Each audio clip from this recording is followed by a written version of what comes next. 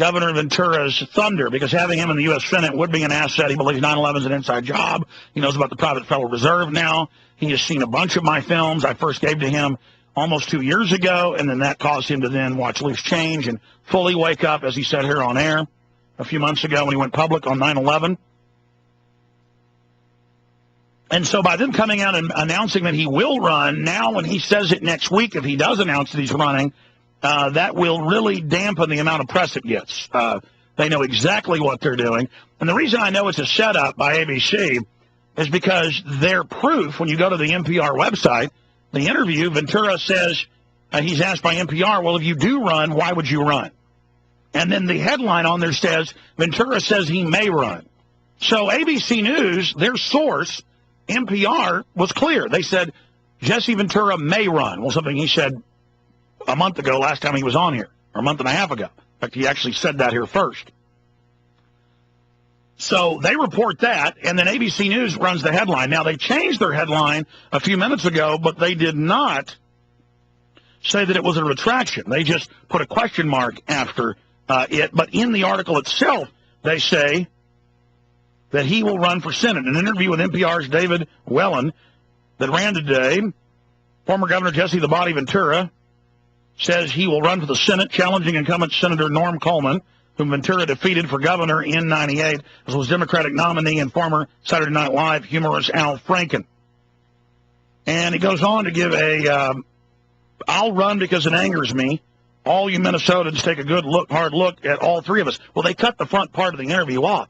He asked, well, if you do run, why would you run? And he says, well, if I did run, it's because, and then the rest of the quote. So this was premeditated lying by ABC.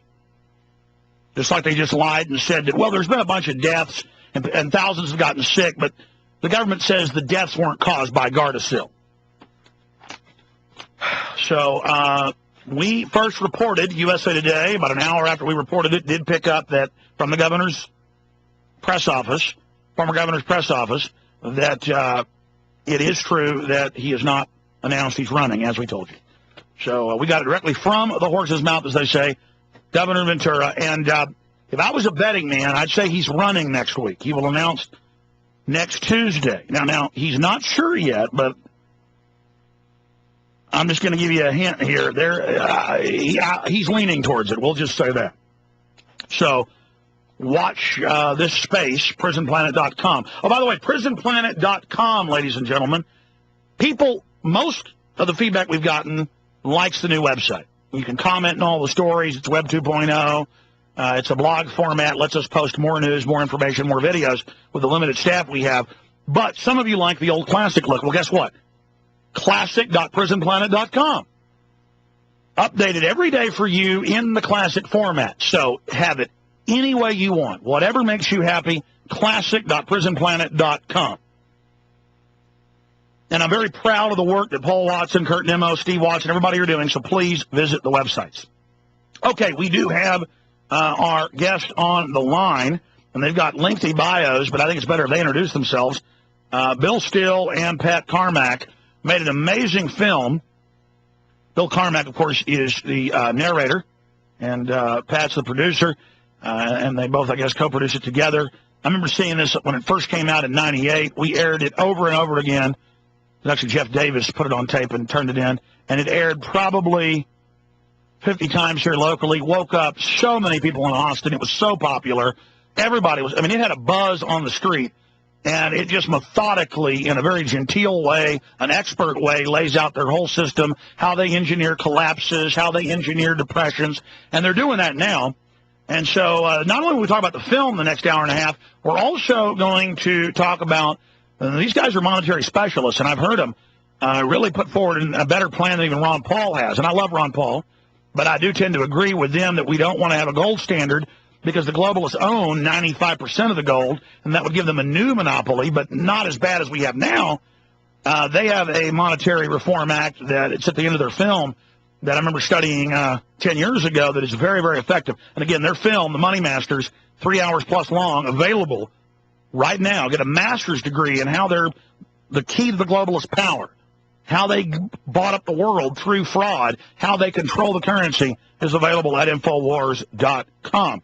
And so without further ado, we go to Bill Still and Pat Carmack. Let's go to Bill first. Bill, tell us a little bit about yourself, how you woke up, who you are. Then we'll go get that from Pat, and then I want to go through the history of the bankers, an abbreviated history, who they are, and now currently what they're doing. Well, I started out life as a newspaper editor here in Northern Virginia, and one day an old gentleman called me up and said, "Boy, have I got a story for you. There's no gold left in Fort Knox." And I just kind of rolled my eyes and said, "Yeah, okay." And you learn to develop a standard response because you get a lot of crazies calling in. And that is you say, "Well, send me something in the mail." Most people don't have anything to send. Well, 2 days later, I got about a 2-inch thick packet of stuff. This guy was an Ohio Implements manufacturer. He had moved to Northern Virginia to pursue his hobby, which was to try to get the United States government to provide a physical audit of the gold reserves in Fort Knox. It's required to do so by law on an annual basis, yet one has not been done since 1957. This guy obviously knew what he was talking about. He letters from Treasury officials, Mint officials, of course, all the senators and congressmen and all that. But it just took me about 15 years to figure out what in the heck does gold have to do with the Federal Reserve and any of this. And I finally figured it out, wrote a book called On the Horns of the Beast, the Federal Reserve and the New World Order, which Pat read. He called me up, and he said, let's do something else. Let's do a video. And so off we went, and that's how it got started. Okay, fantastic. Let's now go ahead and get Pat Carmack to introduce himself and tell us how he went down the rabbit hole. Well, I was in the oil business in Oklahoma, and you naturally get involved in finance, and the prosperity of the banks and their growth and their rapidly increasing wealth attracted my attention, and just from a business perspective, I wanted to understand why the banks were doing well regardless of the general state of the economy. And you discovered it was fractional reserve banking, I would guess. Ultimately, that's right. It's fractional reserve banking, and it's rooted in the Federal Reserve Act of 1913. There was a long history to it, and Bill had already done an excellent job probing into that. But as Bill mentioned, we wanted to put it in a more accessible format because there's actually a lot of books on this topic.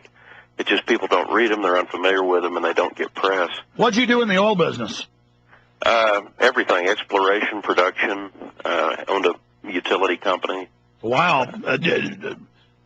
You kind of sound like a landman. No, I'm an attorney, actually. Yeah. But, most landmen are, but anyways. A lot of them are, you're right.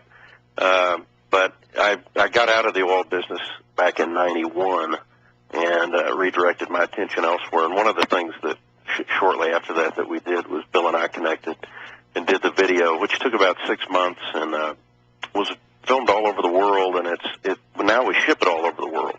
As you mentioned, it's kind of a classic now on the subject because it is partly a history, and there's nothing like it. This goes back to the origins of it. But now we're living with what at the end of the film you say is going to happen, how they're going to basically devalue the currency and then consolidate. And now we see them. And what is it like to see the blind general public guys who you try to tell they're devaluing the dollar and they just say, "What's that?"